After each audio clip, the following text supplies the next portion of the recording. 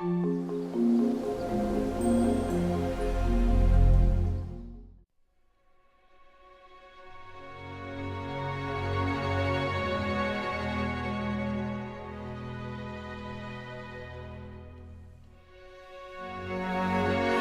tout le monde, c'est Nat. Je suis ravie de vous retrouver pour une nouvelle vidéo. Aujourd'hui, je vais vous présenter une petite comparaison entre deux jeux Lenormand que j'aime particulièrement, car ils sont tous les deux vintage et ce sont des facsimilés de jeux originaux qui datent de déjà très longtemps, des années 1800. Donc voilà, je suis ravie de vous les présenter tous les deux. Alors, je vais les sortir de leur emballage. Donc, déjà, pour le premier, donc il s'agit du Vintage German Lenormand. Voilà, ça c'est la carte de présentation. C'est Tarot by Seven qui a donc fait ce facsimilé, qui est, vous allez voir, magnifique. Moi j'aime bien les jeux, les facsimilés justement de ces jeux anciens, je trouve ça tellement beau. Donc ça c'est le dos, voilà, qui ressemble à un vieux livre, je trouve ça très sympa. Donc le deuxième, c'est le Fanus Destroyed Dondorf. Alors ça c'est aussi un facsimilé, c'est un jeu qui a été donc fait par Games of Hope Lenormand, voilà. Donc je vais vous présenter ces deux jeux. Alors déjà vous allez voir qu'il y a une petite différence de taille. Alors un est vraiment au format Lenormand et l'autre plutôt bridge en fait. Voilà.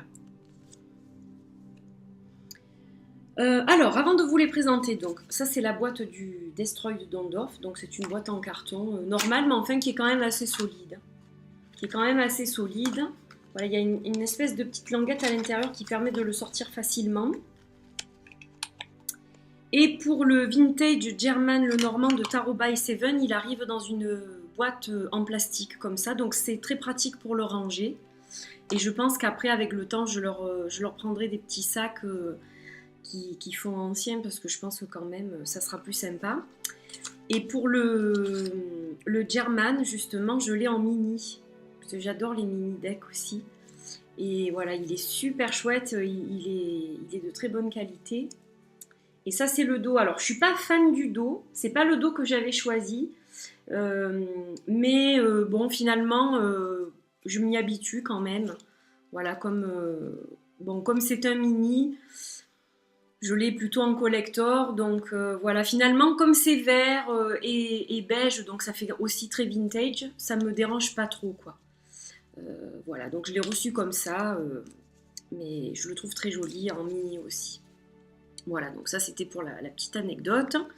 Alors, donc on va comparer ces jeux, on va comparer les illustrations. Et puis vous allez voir en même temps que pour le Destroyed Dondorf, pourquoi Destroyed? Parce qu'en fait, donc la personne qui l'a trouvé, donc je crois que c'est le Fanu qui l'a trouvé, elle a trouvé un exemplaire de ce jeu qui avait été griffonné par la personne qui l'avait et qui s'en servait. Et donc sur chaque carte, vous avez des écritures à l'encre en allemand. Je pense que c'est de l'allemand. Et vous avez aussi des taches d'encre. Je crois même qu'il y en a une où on voit la trace d'une tasse de thé ou de café. Enfin bon, je trouve ça génial. Voilà, j'ai l'impression d'avoir quelque chose qui a 200 ans, 300 ans dans les mains. Donc c'est formidable. Alors, on va commencer par le dos. Je vais essayer de les prendre en main. Alors, au niveau du dos du German, donc c'est celui-ci. Donc c'est un dos qu'on peut choisir. Donc moi, ce n'est pas non plus celui que j'avais choisi, mais en fait, Tarot by Seven, au moment où je l'ai commandé, n'avait pas beaucoup de dispo. Parce qu'elle a eu des petits soucis, elle a perdu des fichiers informatiques. Et donc, elle m'a envoyé celui-ci que je trouve très beau. Et donc, pour le Destroyed Dondorf, donc voici le dos. Donc on voit bien qu'il s'agit d'un facsimilé parce qu'au niveau du dos, déjà, vous voyez comme des taches en fait. Donc c'est un jeu qui était très vieux. Hein. Alors on va commencer par le cavalier. Donc j'espère que vous allez bien les voir. Donc pour le Destroyed Dondorf, vous voyez comme je vous l'ai dit, il y a des écritures. Donc je trouve ça juste magique. Et ça c'est le Vintage German. Voilà, donc ils font tous les deux très vieillis, très, voilà, ça fait un peu comme les facsimilés de tarot de Marseille. On voit que ce sont des reproductions de jeux originaux, donc c'est super, avec tous les défauts que cela comporte, mais je trouve ça justement magique. Là, vous voyez qu'il manquait des morceaux de cartes, donc ça se voit. Et donc, ils ont tous les deux leurs particularités, ils sont tous les deux très beaux, je trouve. Ce sont mes préférés. Donc là, vous voyez que les piques, elles ne sont pas dans le même sens pour les deux piques du milieu, ici. Vous voyez que là, en fait, elles sont dans le même sens et là, non. Il y a des petites différences comme ça. Oups là. Puis on voit vraiment le bord déchiré, tout ça. Je trouve ça super beau, quoi. Donc là, on a la maison. J'aime beaucoup les cartes aussi les cartes de cartomancie. Je les adore sur le Dondorf. Je les préfère sur le Dondorf que sur le Vintage German, mais je les trouve beaux tous les deux. Puis ils ont vraiment ce côté un peu victorien hein, aussi, donc voilà, j'aime beaucoup. Donc l'arbre. Alors vous voyez que le Destroyed, il y a beaucoup de griffonnage sur les cartes. Donc j'arrive pas à lire ou à comprendre ce qu'il est écrit. Mais je pense que la personne a dû se faire un petit mémo des significations des cartes en fait. Donc voilà, c'est super. Donc là, on a le nuage, les nuages, le serpent,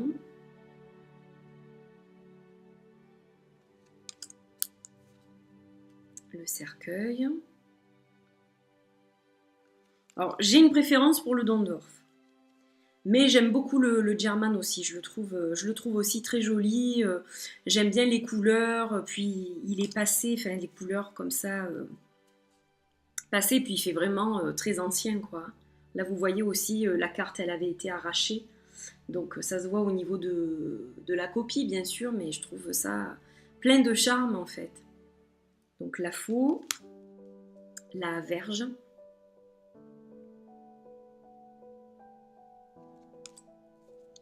les oiseaux,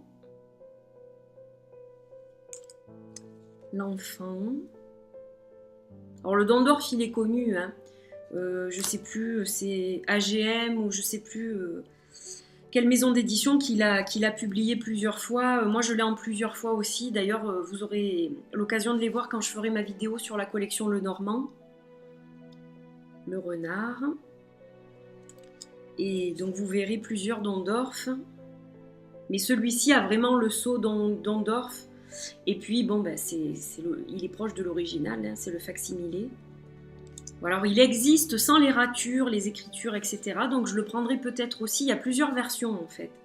Mais celui-ci m'intéressait particulièrement, de par son originalité, justement. On voit qu'il y a plein de traces. Voilà, il est vivant, quoi. C'est comme si on avait un objet chargé d'histoire entre les mains et... Je trouve ça fascinant en fait. Donc là, on a la cigogne, le chien. Voilà, des chiens très différents. Hein. Alors là, vous allez voir qu'il y a une grosse tache d'encre sur la tour. Mais justement, je trouve ça plein de charme. Quoi. Au moment où la personne a fait les cartes, l'encrier a dû se renverser. Donc voilà, ce moment est à jamais gravé sur ce jeu de cartes. Et maintenant, il est accessible au public aussi. Donc voilà, c'est un morceau d'histoire. La montagne, je les trouve tellement belles que je pourrais passer des heures à les regarder, ces cartes. Puis il y a plein de détails. Voilà, elles sont très belles. Le chemin... Les souris. Alors, il y a un jeu plus sombre que l'autre. Le Vintage German est plus sombre au niveau des couleurs que le Dondorf. Le Dondorf est beaucoup plus clair. Ça se voit, je pense, nettement sur la vidéo. Le cœur. L'anneau. Le livre. Donc, on a la même disposition à peu près, le livre est fermé, il se ressemble vraiment ces deux livres. ce sont deux jeux quand même qui sont assez similaires, hein. C'est pour ça que je voulais les comparer et vous les montrer tous les deux. La lettre.